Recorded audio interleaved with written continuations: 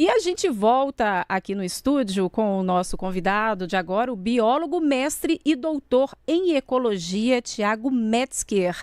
Professor, muito boa tarde, seja muito bem-vindo. Boa tarde, Patrícia, boa tarde, Léo. Obrigado pelo convite. Boa tarde, seja muito bem-vindo, professor, porque a gente tem muito o que discutir aí, falando das propostas dos candidatos, e o senhor como biólogo, especialmente falando sobre as mudanças climáticas, e saber, né, quando a gente fala em mudança climática, a gente pensa muito em algo mundial, mais macro, só que ela também interfere em Belo Horizonte e a gente precisa que esse tema esteja na pauta dos candidatos do futuro prefeito de BH, né? Ou prefeita. Ô, Léo, agora também está na pauta da sociedade, porque estamos vivendo, como nunca, a mudança do clima no dia a dia. As pessoas têm sentido, os cidadãos têm sentido a força que a mudança do clima e o impacto gera no seu dia a dia. Então, seja por chuvas extremas, seja por períodos prolongados de seca, seja por ondas de calor, temos sentido isso. E agora a sociedade começa a cobrar dos seus representantes, dos gestores públicos. E isso está na pauta, está no plano de governo de cada um deles. Mas, Léo e Patrícia, a gente tem que ser muito sincero que não adianta estar simplesmente na pauta de um plano de governo, porque você não resolve o problema da cidade em 4 anos.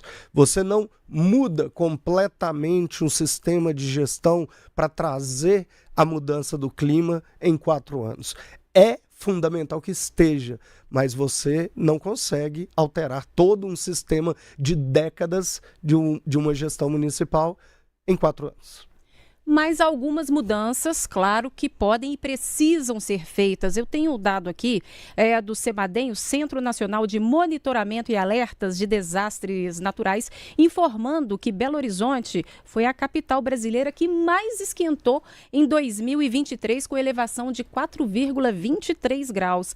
E na quinta-feira passada, Belo Horizonte teve recorde de calor com 36,2 graus. E a gente vê que Belo Horizonte, antes chamada Cidade Jardim, muito arborizada, hoje em dia ela está muito concretizada, vamos dizer assim, o que contribui para o aquecimento, claro.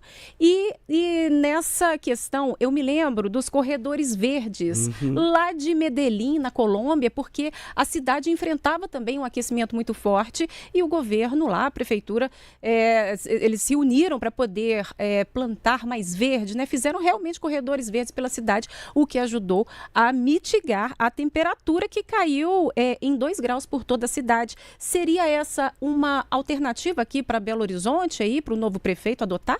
Sim, Patrícia, a proposta de usar soluções baseadas na natureza, que são os corredores verdes, são as grandes bacias de infiltração, que você aproveita os corredores ecológicos e potencializa esse efeito de mitigação do microclima local, elas são soluções viáveis e são soluções de curto prazo. A mudança do clima ela é global.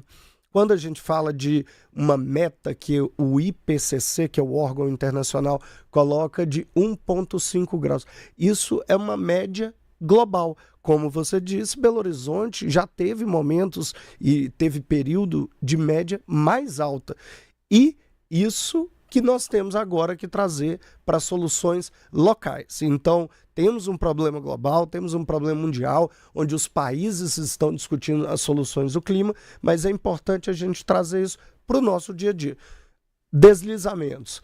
Onde que a mudança do clima afeta? Chuvas intensas. Nós temos em Belo Horizonte um problema de risco geológico que já é sabido historicamente. Então, um período de chuva intensa agrava o nosso risco geológico, intensifica o potencial de deslizamentos. E o que os candidatos têm de proposta para tirar essas pessoas de zonas de risco, de zonas de inundação, as pessoas que durante, por exemplo, uma onda de calor estão dentro de um cômodo, uma telha de amianto.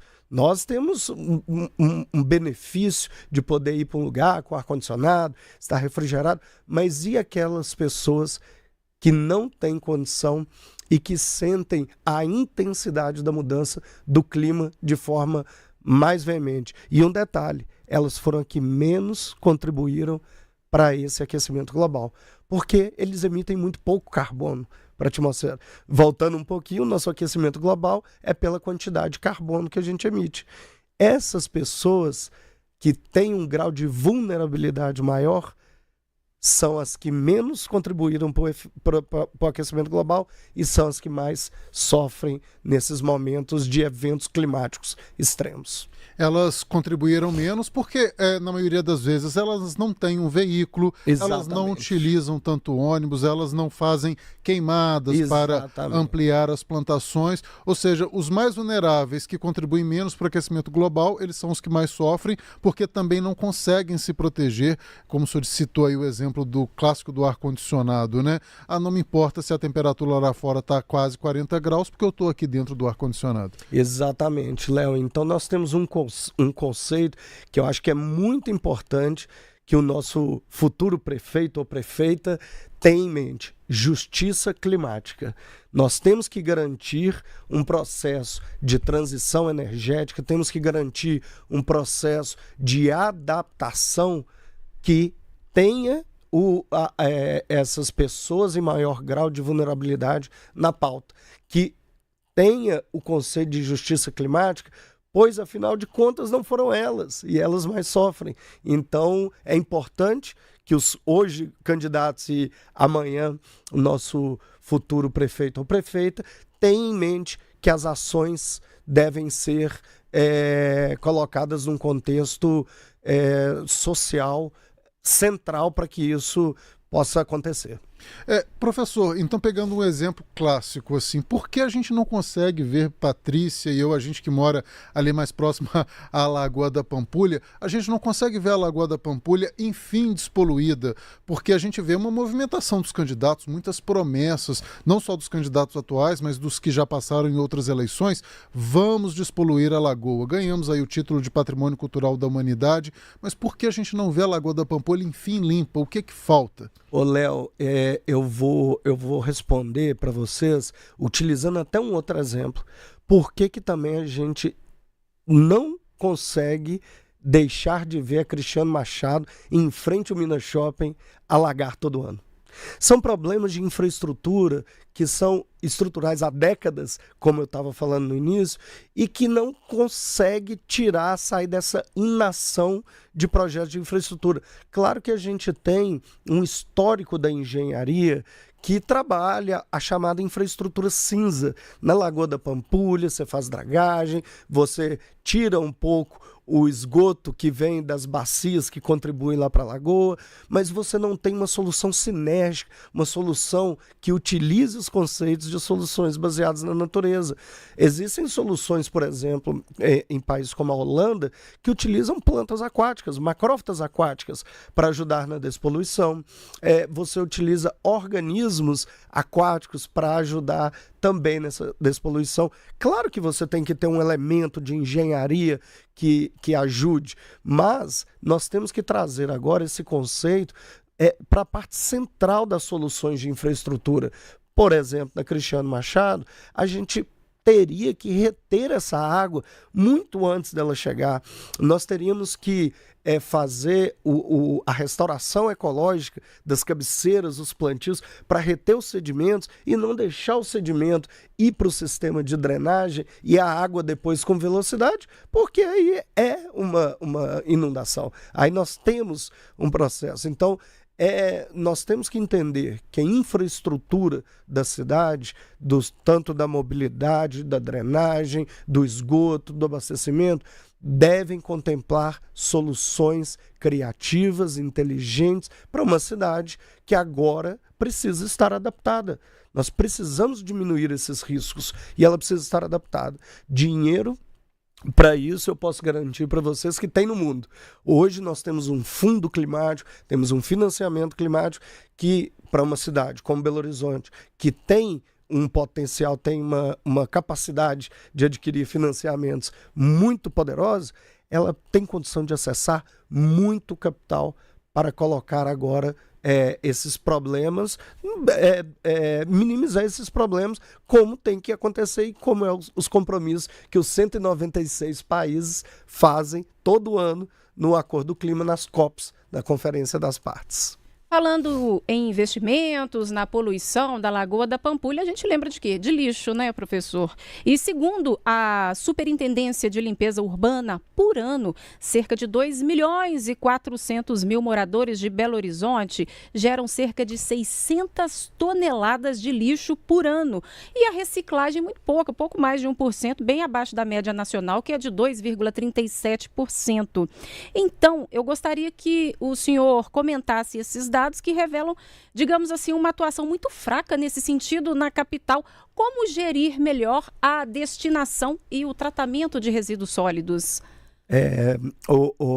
Patrícia, o resíduo sólido, principalmente numa capital, ele tem que ser visto de uma forma também completamente sinérgica, porque o resíduo tem a parte de minimizar a sua geração, claro que aí tem o papel cidadão que podemos atuar. Você tem como potencializar a ação dos catadores, você tem como dar uma melhor garantia da reciclagem, da reutilização, você tem como fazer aquilo que hoje se chama de análise de ciclo de vida. Hoje uma garrafa PET, ela não faz sentido uma garrafa PET, ela sair de uma fábrica, ir para um galpão, ir para um supermercado, vai para sua casa e ir para um aterro. Isso é inaceitável. E nós temos um problema, e aí fazendo link com a mudança do clima, do resíduo, que é muito grave. Nos aterros, se não tivermos um controle do chamado metano, o CH4, que é aquilo que é um gás que é produzido pela decomposição do resíduo, o metano ele tem um potencial de esquentar a atmosfera 20 vezes maior do que o CO2.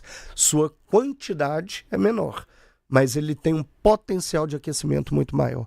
Então, se não tratarmos o resíduo sólido urbano com todas as suas facetas da reutilização, a redução ao potencial dos catadores e a própria decomposição disso no aterro, nós estamos potencializando a mudança climática e, com isso, potencializando os efeitos climáticos extremos, os eventos climáticos extremos que temos sentido no dia a dia das cidades. Pois é, eu aqui na rádio, eu tenho na FM O Tempo o podcast Minas Sustentabilidade, que está sempre tratando dessas questões aí de sustentabilidade, questões aí relacionadas ao meio ambiente, e em alguns temas a gente aborda a reciclagem, a logística reversa, portanto, a conscientização da sociedade. Como que o senhor vê essa conscientização de uma maneira global? Ela ainda aqui no Brasil está muito fraca, como é que ela deveria ser feita realmente? Porque ficar falando, temos que cuidar do meio ambiente, temos que fazer isso, mas assim, a gente não vê uma efetividade dessa conscientização. Patrícia, eu vejo uma evolução, assim, dos anos que eu trabalho com meio ambiente, eu vejo que existe uma evolução, mas ela ainda é lenta, eu concordo com você, mas eu acho que ela só vai acelerar quando entendermos que a gente fala vamos cuidar mais do meio ambiente para cuidar do planeta. Patrícia, Léo, como biólogo, eu posso falar para vocês, o planeta tem 4,6 bilhões de anos. Não temos que cuidar do planeta. Se a espécie humana foi extinta, como já foram extintas outras espécies, se vierem novos ciclos, o planeta segue como está. Nós temos que tomar essas atitudes, Patrícia, do cuidado com o resíduo, do cuidado com o esgoto, da gestão das vulnerabilidades, da justiça climática. Isso é para cuidar da gente, do nosso bem-estar, da nossa qualidade de vida, tendo uma cidade mais justa, mais honesta e com qualidade para nós vivermos. Com a gente, ou sem a gente, a espécie humana, o planeta continua. O planeta elimina a gente, se renova, o planeta e aí o problema vai ser nosso. Ele já teve épocas muito mais quentes, teve épocas muito mais frias, teve épocas que extinguiu 50, 100 espécies, os próprios dinossauros. Então, assim, a espécie humana, ela está passando e vai passar e que permaneça ainda muitos séculos, mas o cuidado que temos que ter, é claro, para uma arborização, o direito de uma espécie viver, claro, temos que ter o cuidado do ambiente, assim como o cuidado aqui nesse lindo estúdio que estamos, mas o cuidado em relação à gestão de resíduos, como estávamos falando, da mudança do clima, do aquecimento global. Isso é um cuidado para melhorar a nossa qualidade de vida e uma justiça social e climática que todos têm direito.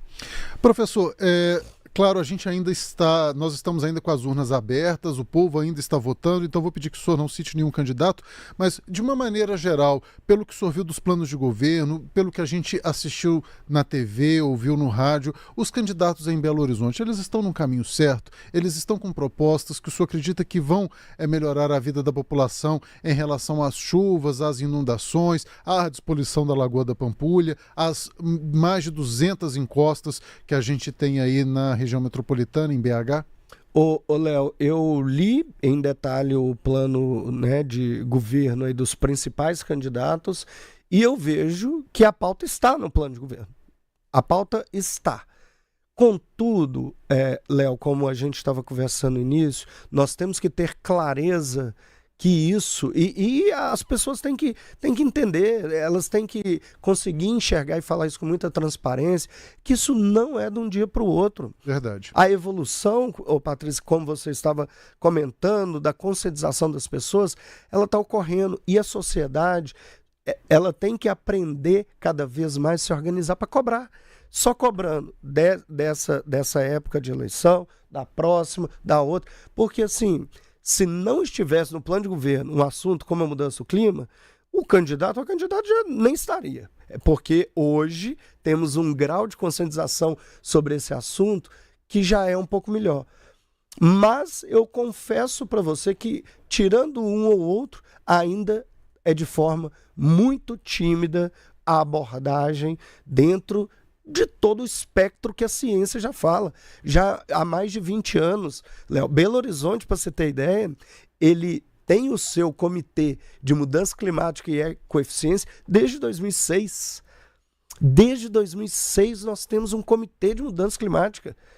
E é claro, hoje nós já temos um plano de ação climática local, já temos várias ações sendo tratadas, mas não vai ser em 4 anos, apesar de ser fundamental ações de curto prazo serem colocadas neste momento para que tenha continuidade na próxima eleição. Nós, jornalistas, temos uma frase que a gente costuma repetir sempre, né? Não é um plano de candidato, um plano da atual gestão, mas precisa ser um plano de cidade, né? De município, que aquilo ali perpetue não só pelos 4 ou 8 anos se o candidato for reeleito, mas que os outros candidatos, independentemente da ideologia, que ele continue trabalhando aquilo ali e siga com um plano de desenvolvimento. A Patrícia citou, mas Medellín, se não me engano, numa iniciativa, Medellín, na Colômbia, tem um instituto que ele é supragovernamental.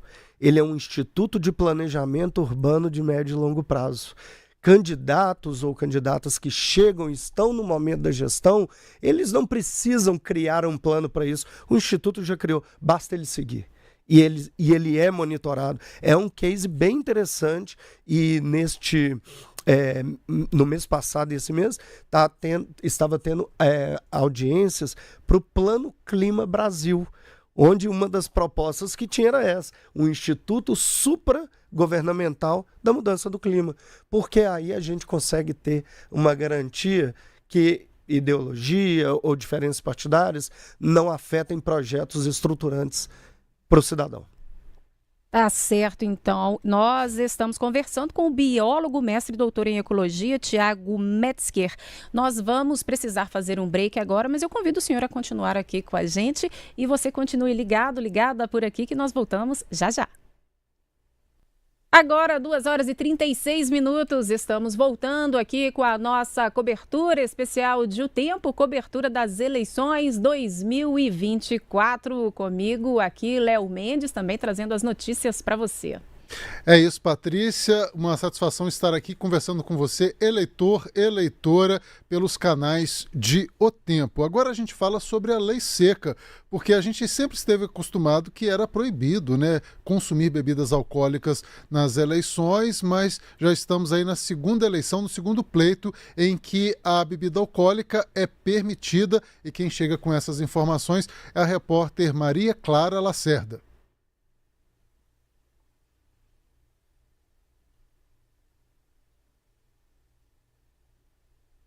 Temos a Maria Clara?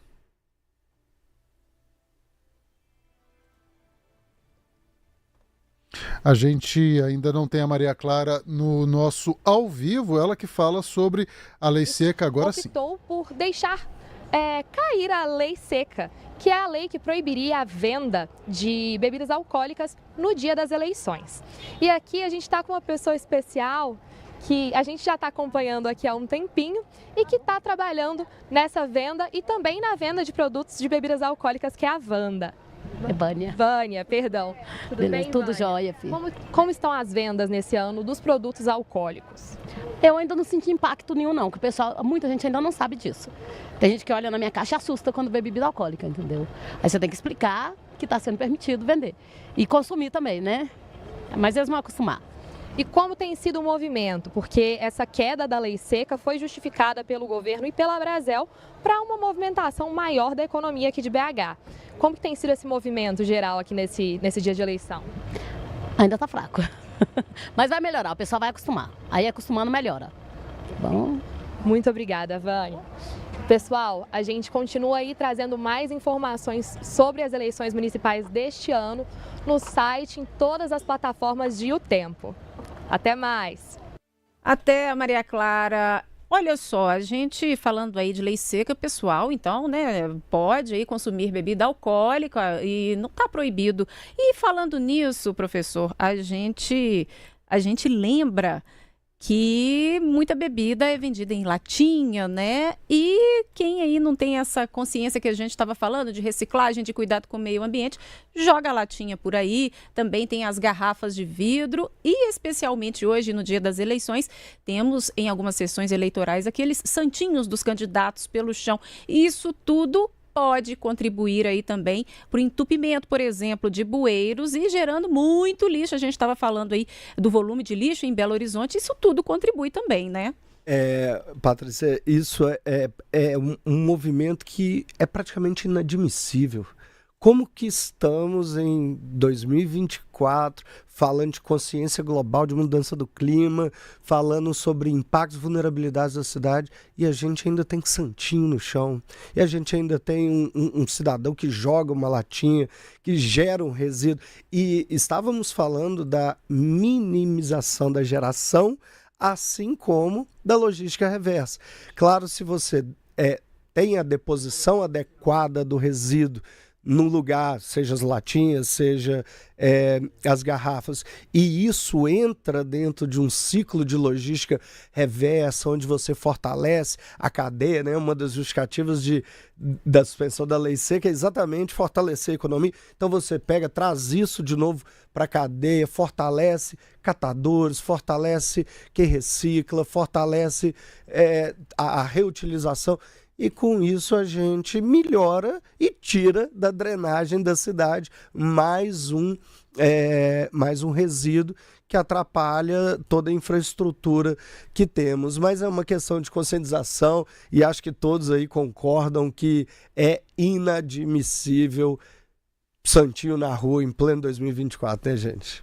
Verdade. É triste demais uma situação como essa e não vejo como que os próprios candidatos não enxergam isso, porque gera uma onda, possivelmente, por mais que talvez ele ganhe ali um voto ou outro de quem ainda está indeciso, pega aquele santinho e decide votar nele, mas eu acredito também que tem uma onda contrária, de pessoas, olha, vi esse candidato sujando as ruas, não tem o meu voto mais. Então, é um absurdo. E hoje eu já votei, hoje estive na minha sessão eleitoral e vi santinhos jogados na esquina da rua da minha casa, vi um conjunto de santinhos jogados. Então, assim, me parece hoje que é até proibido determinada prática, mas mesmo assim eu vi. Hoje estava em diversos lugares que eu passei lotado, e aí vai acabar indo para onde? Vai vir uma chuva que, se tudo der certo, a nossa chuva entre para diminuir esses focos de incêndio e tudo mais, essa chuva vai pegar esse material e vai carrear, infelizmente, para os bueiros e para a drenagem e todo o sistema. E aí, após isso, quem é mais prejudicado é o mais pobre, que está lá na outra ponta, que mora perto de rios e córregos e que vai receber todo esse lixo e possivelmente até uma inundação. Justiça social, da mesma forma, se ligando ao conceito da justiça climática, que os candidatos e futuro prefeito ou prefeita tem que ter em mente esse cuidado para que a gente tenha uma isonomia de tratamento, para que a gente tenha uma justiça na minimização dessas vulnerabilidades sociais. Tá certo. Uma conversa muito gostosa que nós tivemos aqui com o biólogo, mestre e doutor em ecologia, Tiago Metzger. E já quero falar aqui ao vivo que o senhor vai ser convidado aí para o podcast Minas Sustentabilidade. Vamos tratar de algumas questões, e essas que nós tratamos por aqui nesse domingo de eleições foram muito importantes. Eu agradeço muito a participação do senhor. Volte sempre aqui em O Tempo. Muito obrigado, professor Tiago, pela sua participação e convite feito pela Patrícia e mantido por todos nós. E já está aceito, e agradeço a gentileza do convite e fico à disposição para a gente contribuir para o dia a dia do cidadão nessa tradução das políticas globais e tudo isso na vida das pessoas. Que o futuro prefeito ou prefeita de Belo Horizonte convide o senhor e o ouça aí pelos seus projetos, que pode se aconselhar, que a gente tem muito que melhorar. Obrigado, Tiago. Então, bom restante aí de análise para o senhor aí neste domingo de eleição. Obrigado, bom trabalho. Bom trabalho.